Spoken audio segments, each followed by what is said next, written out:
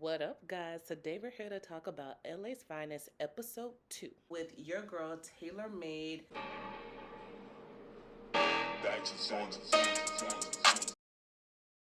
Alright, so jumping straight into this thing, you see this guy here getting busted in on by somebody, and they looking for his brother named Ray. Now, this guy here's name is Dante. If you saw the end of episode 1, you do see Ray in the red, okay, calling up Nancy, the LAPD cop, all right? And then you see Ray put Dante on the phone, and Dante speaks to Nancy, and Nancy's like, you can't just call me, bro. You can't just call me. So that's what the end happened on episode 1. If you missed it, go back, watch my review recap, or watch the show. So, episode 2, we see Dante getting busted in on because the club got blown up by Sid, y'all. If you didn't know, I'll remind you.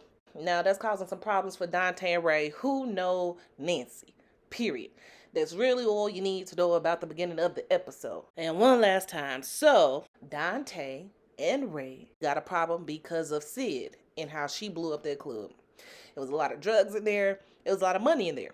Second thing you need to know, the drugs that was in there came up missing. And that's why these bad guys are up in Dante's place asking where's his brother. Because there was more than just the club that was blown up. All right. There's coke, crack, cocaine, whatever they were selling, missing. And now they wonder, where's your brother? Because we need that back. Last thing you need to know about beginning of episode 2 is how Dante's son is there. Dante has a kid who saw him get manhandled. Wow, I ain't even supposed to be here. Scared man, yeah, that's me. By who I call Pinky and the Brain. Alright, and that's the last thing you gonna need to know. Alright, so since these bad guys have visited Dante's home and he cannot find his brother, this guy has the audacity to roll up on Nancy's crib, speak to her husband, and gets invited in by Nancy's husband. Nancy and Sid come home from picking up Izzy, the feisty one. And of course, Sid don't know who he is. Nancy knows who he is, but of course, once again, she acting like she don't know. And this is where I'm like, oh, Nancy, what skeletons you got in your closet, girl? So he pretty much comes to her and he's just like, hey, my brother's missing. Now me and my brother are caught up in this situation due to your partner. And Nancy's all like, what? What? My partner? What she got to do with this? Because remember, Sid is cut off from the world. So she's not telling everybody everything that she's doing. And obviously, neither is Nancy. And he tells her that she blew up the club. And that's why he's in trouble. And that's why she, Nancy, needs to help him, Dante, find his brother, basically, before the bad guys get to him and kills him. And then at the end of their conversation, Dante ends up saying something, I imagine I would see you again. Just never imagined it would be like this. So now I'm like, how do y'all know each other? How? Quick side note, I just want to give a shout out to Kay who sings Pink Tree on this episode. That song got so lit. I loved it. Back to the episode. Okay, so in the main episode of this episode 2, you see this girl alive. She's living her best life on top of a mountain. And then boom, bada bink, you see her get shot, killed, bamboozled, hoodwinked. Anyways. So when Nancy and Sid are on their way to check out the scene of this girl's death, Nancy does ask Sid straight up, hey, did you blow up Club Cirque? Sid just straight up says, yeah. I just love how savage she is. She's just like, yeah, I did it. And but then after that, you do see a young Latina and also a blonde hair, blue eye guy going on dates, meeting up or whatever, caking, doing all that good stuff. So I was guessing she's going to be the next to go, okay? She's going to be the next person on live getting her head blown out or whatever. But then, fast forward, you do see Sid doing her usual routine, sneaking off. Of course, Nancy following behind her like a little puppy dog, trying to see what she's doing. And we do see Sid had met up prior to that same black guy again for some information to find Gabrielle Knox. Once again. And the person she was supposed to meet is dead. For some reason, she is just not having too much luck on her leads. And to add on top of that, Nancy is questioning her, talking about, so we supposed to be doing this together as a team the right way, But still, here you are going on it on your own. And of course, Sid always got a rebuttal saying, I was doing it the right way. Now look at this naked black man in the tub. Oh no. Oh no.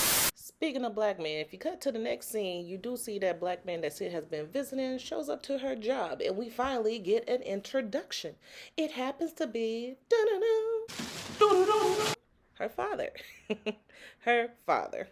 And then, of course, her colleague walks up to him and he's all like, Can I help you? You being helped? Like, what's going on?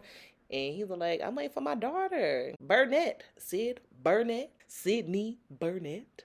Burnett. I'm Rick Fox. Rick Fox. Okay. And he's all like, dang, I didn't even know Sydney had a father. But nice to meet you. Supposedly, he was a big detective back in his day as well. So, Sid's name carries a lot of weight. But serious note, the reason that he came to visit her was because the guy that got killed, the black dude in the tub, that was his friend that got killed that was giving him information. And Sid's dad, Mr. Burnett, Mr. Joseph, wanted to let Sid know that that death was on her, not on him, because he warned her not to go looking for Knox. And of course, she ain't listen. And now people around him and her are going to pay the price, or about to pay the price. And he storms out of that mug heated, like heated. And then Sid goes to the back room, try to collect herself, of course. You see, she's a little distraught. She's a little shaken up just by the facts thrown in her face with the actions that she's caused. And then you see her co-worker, Mr. Benz, played by Dwayne Martin, the one and only Dwayne Martin. Jokes, lots of jokes, lot of jokes. Laughing at one another. And you see him try to cheer her up with a story that ain't even real. But it was hilarious. So, end of this case. Someone comes in and spills the tea about who the murderer could be as far as with the girl that died on the live. She tells them just pretty much how the situation was the same, but she had that little voice in her head telling her to leave. So she left, unlike little Becky there. So that helps them uncover who this guy is. They, of course, use their own tactics to get his attention and end up getting a whole shootout on a public crosswalk. What really set me off in this particular scene at the end of episode 2 of the shootout is that the colleague, the other Banes, the white Banes, we got black Banes and white Banes, milk and chocolate. No, we got, milk and chocolate. Milk is white, chocolate's brown. There. Because the guy ends up taking a person as a hostage with a gun to her head. And Milk Chocolate ends up going, put the gun down, please. Sid is actually the one that ends up using her skills to end up taking down the culprit, the perpetrator, the murderer. And he gets arrested. Then you see Sid gets a call from Mr. Fletcher. All right, guys, so just a little bit of character background. If you don't know, Fletcher was featured on Bad Boys 2, and I think Bad Boys 3, if I'm not mistaken. And this is by far the funniest character, which is why I wanted to wait to mention him. So he is pretty much their tech guy or their hacker. That's his job. Does have a little thing for Sid. So, of course, he's willing to do anything illegal, as far as finding information, hacking into things he ain't supposed to have no business hacking into, getting it for her. So, he ends up letting her know that for Rain Sherman, he has a brother named Dante. We circle back around on Dante. And he sends her a picture of Dante. She sees the picture and she recognizes him from the guy that was in Nancy's house earlier. So now she's like, you sure? And of course he's sure. When is he ever wrong? So Sid and Nancy, they go for a drive, and Sydney actually confronts Nancy about the information she's been given from Fletcher.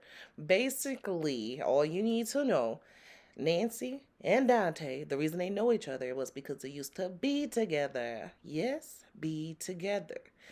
That young Latina that you saw before and that blue-haired, blonde-eyed kid was Nancy and Dante. It had nothing to do with the murder case that was going on with Lil Becky on live, okay? So Nancy and Dante, they was together. They actually robbed a couple of places together, gas stations or some small mom and pop places, whatever. Dante ended up getting taken away and Nancy ended up getting away. Last few things that you need to know about the end of episode 2 is that fire is now being lit looking for these drugs that have been taken from the club that Sydney burned down. Also, she makes up with her dad. And lastly, but not least, we get introduced to Nancy's little brother, Nico. And stay tuned. We are moving on to episode 3. Also, don't forget to like, subscribe, and hit that bell, guys. You know what to do. Back to